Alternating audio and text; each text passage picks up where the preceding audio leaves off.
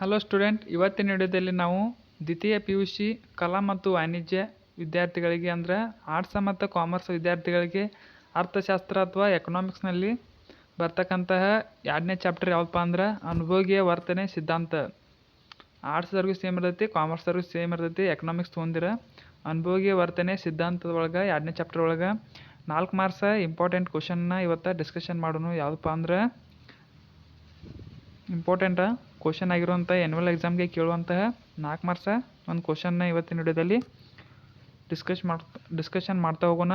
ಅದನ್ನು ನೀವು ನೋಡ್ತಾ ಹೋಗಿ. ಈಗ ಸ್ಟಾರ್ಟ್ ಮಾಡೋಣ ಬನ್ನಿ ವಿಡಿಯೋ. ಇನ್ನೂ ನಮ್ಮ ಚಾನಲನ್ನು ಸಬ್ಸ್ಕ್ರೈಬ್ ಮಾಡಿಲ್ಲ ಅಂದ್ರೆ ಸಬ್ಸ್ಕ್ರೈಬ್ ಮಾಡಿರಿ, ಲೈಕ್ ಮಾಡಿರಿ, ಶೇರ್ ಮಾಡಿರಿ, ಕಮೆಂಟ್ ಮಾಡಿರಿ. ಈಗ ವಿಡಿಯೋ ಸ್ಟಾರ್ಟ್ ಮಾಡೋಣ ಬನ್ನಿ.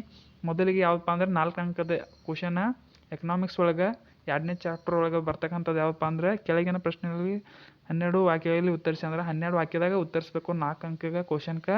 ಅದೇ ರೀತಿಯಾಗಿ ಒಟ್ಟು ತುಷ್ಟಿಗುಣ ಮತ್ತು ಸೀಮಾಂತರ ತುಷ್ಟಿಗುಣ ನಡುವಿನ ವ್ಯತ್ಯಾಸ ತಿಳಿಸಿ. ಅಂದರೆ ಏನು ಕೇಳಿದಾರಪ್ಪ ಅಂದರೆ ಇಲ್ಲಿ ನೋಡಿ ಸಪ್ಲಿಮೆಂಟ್ರಿ 2019 ಅಂತ ಕೊಟ್ಟಿದ್ದಾರೆ. ಇದು 2019ರಲ್ಲಿ ಸಪ್ಲಿಮೆಂಟ್ರಿನಲ್ಲಿ ಎಕ್ಸಾಮ್ನಲ್ಲಿ ಕೇಳಿರುವಂಥ ಪ್ರಶ್ನೆ. ಅದೇ ಮತ್ತು 2021ನಲ್ಲಿ ಕೇಳಿದ್ದಾರೆ. ಅದೇ ರೀತಿಯಾಗಿ ಕೇಳ್ತಾ ಬಂದಿದ್ದಾರೆ. ಅದೇ ರೀತಿಯಾಗಿ ಇಂಪಾರ್ಟೆಂಟ್ ಪ್ರಾಬ್ಲಮ್ ಆಗೈತಿ, ನೀವು ನೋಡ್ಕೊತ ಹೋಗಿರಿ ಒಂದ್ಸಲ. ಈಗ ಒಟ್ಟು ತುಷ್ಟಿಗುಣ ಮತ್ತು ಸೀಮಾಂತರ ತುಷ್ಟಿಗುಣ ನಡುವಿನ ವ್ಯತ್ಯಾಸನ ಬೇರೆ ಅಂತ 4 ಮಾರ್ಕ್ಸ್ಗೆ ಕೇಳಿದ್ದಾರೆ. ಈಗ ಇಲ್ಲಿ ಹೆಂಗೆ ಕೊಟ್ಟಿದ್ದಾರಪ್ಪ ಅಂದರೆ ಟೆಕ್ಸ್ಟ್ ಬುಕ್ನಲ್ಲಿ ನೋಡ್ಬೋದು ನೀವು. ಒಬ್ಬ ಅನುಭೋಗಿ ಒಂದು ನಿರ್ದಿಷ್ಟ ಸಮಯದಲ್ಲಿ ಒಂದು ನಿರ್ದಿಷ್ಟ ಪ್ರಮಾಣದ ಸರಕಿನ ಅನುಭೋಗದಿಂದ ಪಡೆಯುವ ಒಟ್ಟು ತುಷ್ಟಿಗುಣವಾಗಿದೆ. ಅಂದರೆ ತುಷ್ಟಿಗುಣ ಅಂದರೆ ಏನು ಮೀನಿಂಗ್ ಕೊಟ್ಟಿದ್ದಾರಪ್ಪ ಅಂದರೆ ಒಬ್ಬ ಅನುಭೋಗಿಯನ ಒಂದು ನಿರ್ದಿಷ್ಟ ಸಮಯದಾಗ ಒಂದು ನಿರ್ದಿಷ್ಟ ಪ್ರಮಾಣದ ಸರಕು ಮತ್ತು ಅನುಭೋಗದಿಂದ ಪಡೆಯುವ ಒಟ್ಟು ತುಷ್ಟಿಗುಣ. ಅಂದರೆ ಒಂದು ಸರಕನ್ನು ಒಂದು ನಿರ್ದಿಷ್ಟ ಸಮಯದಲ್ಲಿ ಒಂದು ನಿರ್ದಿಷ್ಟ ಟೈಮ್ ಒಳಗೆ ನಿರ್ದಿಷ್ಟ ಪ್ರಮಾಣದ ಸರಕನ್ನು ಅನುಭೋಗಿಸುವುದನ್ನು ಅದಕ್ಕೆ ಏನಂತಾರಪ್ಪ ತುಷ್ಟಿಗುಣ, ಒಟ್ಟು ತುಷ್ಟಿಗುಣ ಅಂತಾರೆ ಅಂತ ಹೇಳಿದರು.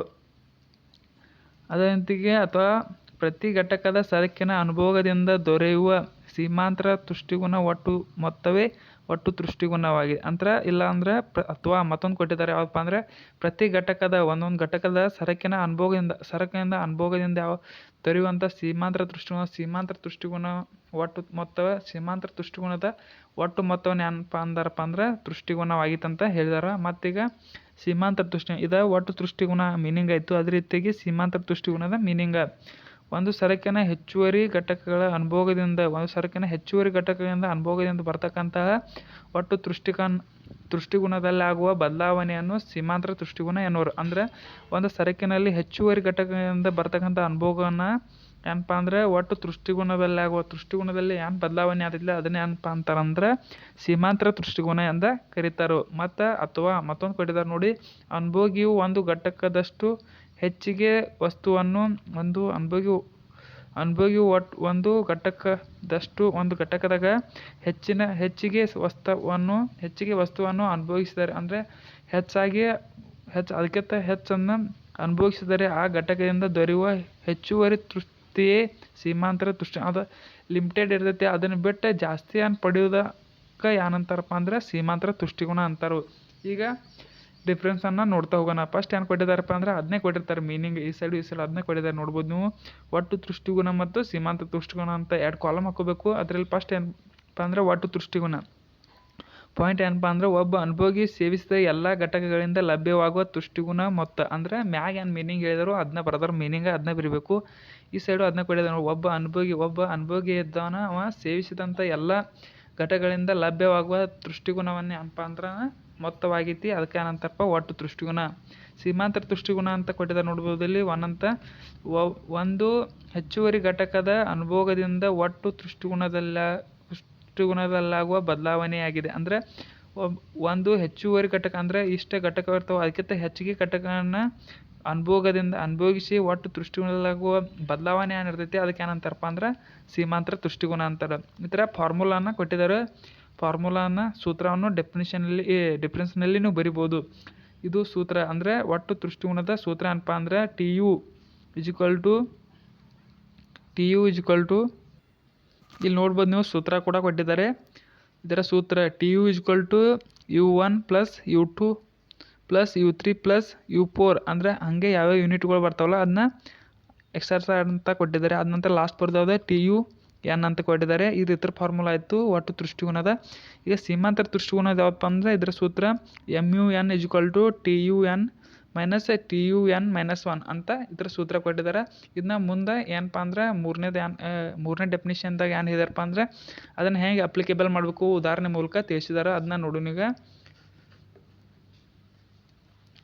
ಇಲ್ಲಿ ನೋಡ್ಬೋದು ನೀವು ಮೂರನೇದು ಕೊಟ್ಟಿದ್ದಾರೆ. ಒಬ್ಬ ಅನುಭವಿಯು 5 ಬಾಳೆಹಣ್ಣುಗಳ ಸೇವನೆಯಿಂದ ಪಡೆದ ತುಷ್ಟಿಗುಣವು ಅಂದರೆ ಒಬ್ಬ ಅನುಭೋಗಿಯನ್ನ 5 ಬಾಳೆಹಣ್ಣಿನಿಂದ ಸೇವಿಸಿದಿಂದ ಪಡೆದ ತುಷ್ಟಿಗುಣ ಹೆಂಗೆ ಕ್ಯಾಲ್ಕುಲೇಟ್ ಮಾಡೋದಂತ ಇಲ್ಲಿ ತೋರಿಸಿದಾರೆ ನೋಡು. ಅದೇ ಫಾರ್ಮುಲಾ ಯೂಸ್ ಮಾಡಿ ಹೇಗೆ ಕ್ಯಾಲ್ಕುಲೇಟ್ ಮಾಡೋದಂತ ತೋರಿಸಿದಾರೆ ನೋಡ್ಬೋದು. ಇಲ್ಲಿ TU ಅಂದರೆ ಏನು ಒಟ್ಟು ತುಷ್ಟಿಗುಣ ಆಯಿತು = 5 4 3 2 1 ಅಂತ ಕೊಟ್ಟಿದ್ದಾರೆ. ಇದೇನಪ್ಪ ಅಂದರೆ ಹಿಂಗೆ ಕಡೆ ಫಾರ್ಮುಲಾದಲ್ಲಿ ನೋಡಿರ್ತಾ ಹಾಗೆ ಇಲ್ಲಿ ಏನು ಕೊಟ್ಟಿರಪ್ಪ ಅಂದರೆ U1 U2 U3 U4 ಅಂತ ಕೊಟ್ಟಿದ್ದಾರಲ್ಲ ಇಲ್ಲಿ ಹಿಂದ್ಗಡೆ ಎರಡನೇದರಲ್ಲಿ ಇಲ್ಲಿ ಕೊಟ್ಟಿದ್ದಾರೆ ನೋಡ್ಬೋದು ನೀವು. U1 ಅಂದರೆ ಯೂನಿಟ್ 1 ಯೂನಿಟ್ 2 ಯೂನಿಟ್ 3 ಅಂದರೆ ಎಷ್ಟು ಯೂನಿಟ್ ಒಳಗೆ ಅಂದ್ರೆ 5 ಬಾಳೆಹಣ್ಣು ತಿಂದಾನ. ಫಸ್ಟ್ 5 ಬಾಳೆಹಣ್ಣು ತಿಂದಾಗ ಎಷ್ಟು ತುಷ್ಟಿಗುಣ ಸಿಕ್ತು? 4 ಅಂತ 3 2 1 ಅಂತ ಎಷ್ಟು ಕೊಟ್ಟಿರ್ತಾರಂದ ತೊಗೋಬೇಕು. 5 ಬಾಳೆಹಣ್ಣುಗಳು ಸೇವಿಸಿದ ಪಡೆಯಿಂದ ತುಷ್ಟಿಗುಣ ಅಂತ ತೊಗೋಬೇಕು. ಪ್ಲಸ್ = ಎಷ್ಟು ಆಯ್ತು ಟೋಟಲ್ ಆಗಿ 15. ಒಟ್ಟು ತುಷ್ಟಿಗುಣ 15 ಆಗಿತ್ತು. ಅಂದರೆ ಟೋಟಲ್ ಮಾಡಿದಾಗ ಎಷ್ಟು ಅವ್ನು ತುಷ್ಟಿಗುಣ ಸಿಕ್ಕೈತಪ್ಪ ಅಂದರೆ ಎಷ್ಟು ಸಿಕ್ಕೈತಪ್ಪ ಅಂದ್ರೆ 15 ಸಿಕ್ಕೈತಿ. ಇದು 15 ಆಯಿತು. ಅದೇ ರೀತಿಯಾಗಿ ಇಲ್ಲಿ ಸೀಮಾಂತರ ತುಷ್ಟಿಗುಣದಲ್ಲಿ ಕೊಟ್ಟಿದ್ದಾರೆ ನೋಡ್ಬೋದು ನೀವು. ಒಬ್ಬ ಅನುಭೋಗಿ 3ರಿಂದ 4ನೇ ವಸ್ತುವನ್ನು ಸೇವಿಸಿದಾಗ ಒಟ್ಟು ತುಷ್ಟಿಗುಣವು 12ರಿಂದ 14 ಯೂನಿಟ್ಗಳಿಗೆ ಹೆಚ್ಚಾಗಿದೆ ಎಂದಾಗ ಸೀಮಾಂತರ ತುಷ್ಟಿಗುಣವು 14 - 12 = 2 ಆಗಿರ್ತದೆ. ಅಂದರೆ ಒಬ್ಬ ಅನುಭವಿಗೆ 3ರಿಂದ 4ನೇ ವಸ್ತುವನ್ನು ಸೇವಿಸಿದಾಗ ಅಂದರೆ 3ರಿಂದ 4 ವಸ್ತುವನ್ನು ಸೇವಿಸಿದಾಗ ಒಟ್ಟು ತುಷ್ಟಿಗುಣ ಎಷ್ಟಾಗಿತ್ತಪ್ಪ ಅಂದ್ರೆ 12 ಆಗಿತ್ತು. ಅದರಿಂದ 12ರಿಂದ 14 ಆಗಿತ್ತು. 12ರಿಂದ ಆಗಿತ್ತು 3 ಸೇರಿಸಿದಾಗ ಎಷ್ಟು 12 ಆಗಿತ್ತು. 4 ಸೇರಿಸಿದಾಗ 14 ಆಗಿತ್ತು. ಯೂನಿಟದಲ್ಲಿ ಹೆಚ್ಚಾಗಿದೆ ಎಂದಾಗ ಸೀಮಾಂತರ ತುಷ್ಟಿಗುಣ ಎಷ್ಟೈತಪ್ಪ ಅಂದ್ರೆ 14 ಒಳಗೆ 12 ತೆಗೆದ್ರೆ ಎಷ್ಟು ಎಷ್ಟು ಬರ್ತೈತಪ್ಪ ಅಂದ್ರೆ 2 ಬರ್ತೈತಿ. ಮೈನಸ್ ಮಾಡಿದಾಗ ಎಷ್ಟು ಅದೇ ಆಗಿರ್ತೈತಿ. ಇದು ಯಾವಪ್ಪ ಅಂದರೆ ಸೀಮಾಂತರ ತುಷ್ಟಿಗುಣ ಎಷ್ಟು ಆಗೈತಿ ಅಂದರೆ 2. ಇದೇ ಡಿಫ್ರೆನ್ಸನ್ನು 2 ಅಂತ ತೊಗೊಂಡರು. ಇದೇ ಏನಪ್ಪ ಅಂದ್ರೆ ಸೀಮಾಂತರ ತುಷ್ಟಿಗುಣ ಕ್ಯಾಲ್ಕುಲೇಟ್ ಮಾಡೋದ. ಅದ ನಂತರ ನೆಕ್ಸ್ಟ್ ಬರೋದ ಇಲ್ಲಿ ನೋಡ್ಬೋದು ನೀವು ಫಾರ್ಮುಲಾ ಏನು ಹೇಳಿದಾರಪ್ಪ ಅಂದರೆ MUN = MUN - MUN - 1 ಅಂದರೆ -1 MUN ಅಂದರೆ ಕರೆಂಟ್ ಆಗಿರೋದನ್ನ ಅದರ ಹಿಂದಿಂದ MUN - 1 ಅಂದರೆ ಅದರ ಹಿಂದಿಂದ ತೊಗೋಬೇಕು. ಅದನ್ನು ಲೆಸ್ ಮಾಡಿದ್ರೆ ಎಷ್ಟು ಬರ್ತೈತಪ್ಪ ಅಂದರೆ 2 ಬಂದೈತಿ. ಈಗ 4ನೇದು ಒಂದು ಡಿಫ್ರೆನ್ಸ್ ಕೊಟ್ಟಿದ್ದರು. ಒಟ್ಟು ತುಷ್ಟಿಗುಣವು ಇಳಿಮುಖ ದರದಲ್ಲಿ ಏರಿಕೆಯಾಗಿರ್ತದೆ. ಇಳಿಮುಖವಾಗಿರ್ತೈತಿ ಮತ್ತು ಒಟ್ಟು ತುಷ್ಟಿಗುಣವು ಇಳಿಮುಖ ದರದಲ್ಲಿ ಏರಿಕೆಯಾಗುತ್ತದೆ. ಇಳಿಮುಖ ದರದಲ್ಲಿ ಏನಪ್ಪ ಅಂದರೆ ಏರಿಕೆ ಆಗಿರ್ತೈತಿ.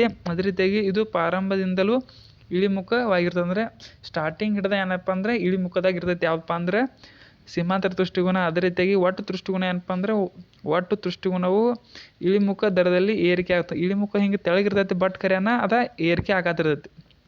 ಇದು ಹಂಗಿಲ್ಲ. ಸ್ಟಾರ್ಟಿಂಗ್ ಹಿಡ್ದಾನೆ ಏನಪ್ಪ ಅಂದರೆ ಇಳಿಮುಖ ಆಗಿ ತೆಳಗಡೆ ಬರ್ತಾ ಇರ್ತೈತಿ. ಇದು ಇವತ್ತಿನ ವಿಡಿಯೋ ಆಗಿತ್ತು. ಇದು ಒಟ್ಟು ತುಷ್ಟಿಗುಣ ಮತ್ತು ಸೀಮಾಂತರ ತುಷ್ಟಿಗುಣ ನಡುವಿನ ವ್ಯತ್ಯಾಸ. ಇದನ್ನು ಮೀನಿಂಗ್ ಕೂಡ ಇದನ್ನ ಬರಲಿಕ್ಕೆ ಅಂತೂ ನಡೆಯುತ್ತೆ. ಡೈರೆಕ್ಟಾಗಿ 2 ಕಾಲಮ್ ಹಾಕಿ 4 ಡಿಫ್ರೆನ್ಸನ್ನು ಬರೆದು ಒಂದು ಮೀನಿಂಗ್ ಅದೇ ರೀತಿಯಾಗಿ ಫಾರ್ಮುಲಾ ಅದ ನಂತರ ಒಟ್ಟು ತುಷ್ಟಿಗುಣ ಅಂದ್ರೆ ಒಂದು ಎಕ್ಸಾಂಪಲ್. ಅದೇ ರೀತಿಯಾಗಿ ಒಟ್ಟು ತುಷ್ಟಿಗುಣ ಇಳಿಮುಖ ದರದಲ್ಲಿ ಏರಿಕೆ ಆಗಿರ್ತದೆ ಮತ್ತು ಇದು ಪ್ರಾರಂಭದಿಂದಲೂ ಇಳಿಮುಖವಾಗಿರ್ತದೆ. ಇಷ್ಟು ಬರೆದ್ರೆ ಸಾಕು ನಿಮ್ಗೆ 4 ಮಾರ್ಕ್ಸ್ ಆ್ಯನ್ಯುವಲ್ ಎಕ್ಸಾಮ್ಗೆ ಇಂಪಾರ್ಟೆಂಟ್ ಪ್ರಾಬ್ಲಮ್ ಆಗೈತಿ. ಇದನ್ನ ಪ್ರಾಕ್ಟೀಸ್ ಮಾಡಂತ ಹೇಳ್ತೇನೆ. ಮತ್ತು ಏನಾದರೂ ನಿಮಗೆ ಡೌಟ್ ಇದ್ದರೆ ಕಮೆಂಟ್ ಕೂಡ ಮಾಡಿ. ಅದೇ ರೀತಿಯಾಗಿ ಮತ್ತೆ ಮುಂದಿನ ವಿಡಿಯೋದ ಯಾವ್ದು ಮಾಡ್ಬೇಕಂತ ಅದನ್ನು ಕೂಡ ಕಮೆಂಟ್ ಮಾಡಿ. ಮತ್ತೆ ಮುಂದಿನ ವಿಡಿಯೋದಲ್ಲಿ ಸಿಗೋಣ. Thank you for watching.